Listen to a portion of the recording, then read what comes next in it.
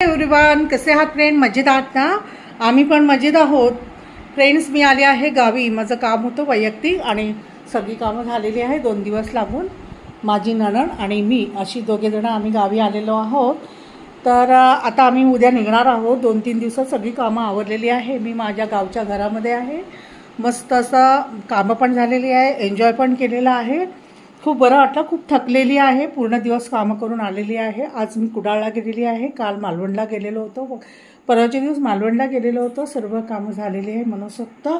आणि हे बघा, मी तुम्हाला दाखवते काय काय मी माझ्या झाडांची हे जमा केलेले, म्हणजे जे झाडं लागलेली आहेत, म्हणजे फळं लागलेली आहेत ती दाखवते तुम्हाला. हे पाहू शकता. आता मी नारळ सोलून घेतलेले आहेत. नारळ भरपूर आहेत, पण ओझं नेण्यापुरतं हे नाही आहे. थोडीशी शॉपिंग वगैरे केलेली आहे. हा हे भोपळा आहे आणि ह्यामध्ये पण नारळ आहे. ही केळी आहेत, पाहू शकता तुम्ही.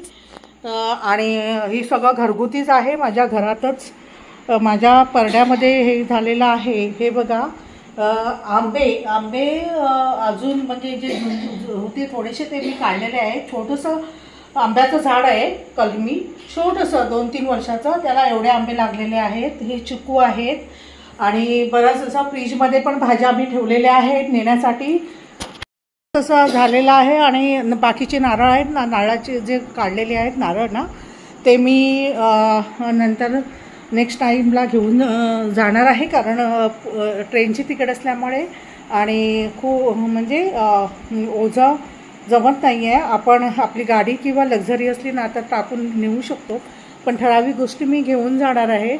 मस्त वाटलं, खूपच छान वाटलं. गावचा रात्री थोडा पाऊस पडलेला, थंड थोडं झालं, पण नंतर गरमी चालू झाली.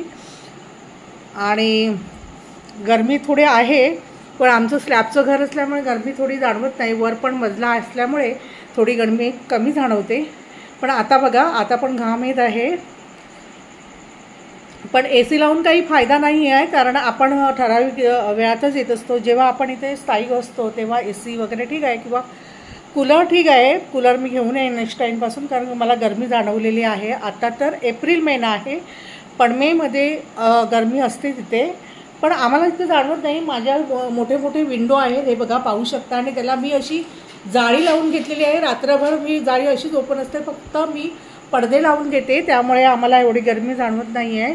पूर्ण घराला वरच्या मजल्यावर आणि खालच्या मजल्यावर मोठमोठ्या मी विंडो ठेवलेल्या आहेत. आणि त्याला मच्छरदाणीची जाळी बसवलेली आहे, त्यामुळे बाहेरून एखादं कीटक पण आतमध्ये येऊ शकत नाही. सरपटणारे प्राणी पण. सेफ्टी डोअर पण मी ह्याचे लावलेले आहेत, म्हणजे जाळ्यांचे लावलेले आहेत, जेणेकरून ते ओपन ठेवून पूर्ण हवा आपल्या घरात खेळती राहते.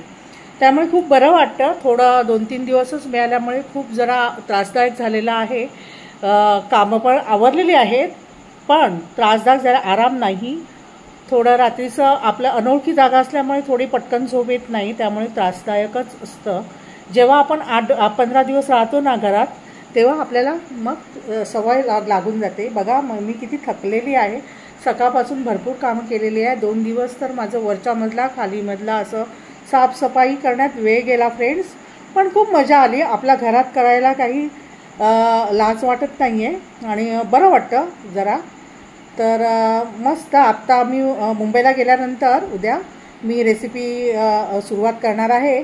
तर आता मी हे दाखवलेलंच आहे. बरेच कामं केलेली आहे मी. झाडांना रोज पाणी घालते, साफसफाई, वरचा मजला. मेड मिळत नाही आहे इथे. आपली स्वतःची कामं स्वतः करायची. मेड शोधायला वेळ पण नसतो इकडे, त्यामुळे मी खूप थकलेली आहे. तरी पण ओके, माझं घर असल्यामुळे मला खूप बरं वाटतं. तर तुम्हाला हा आजचा व्हिडिओ कसा वाटला? आवडला असेल तर माझ्या चॅनलला व्हिजिट द्या आणि माझे व्हिडिओ पहा. थँक्यू.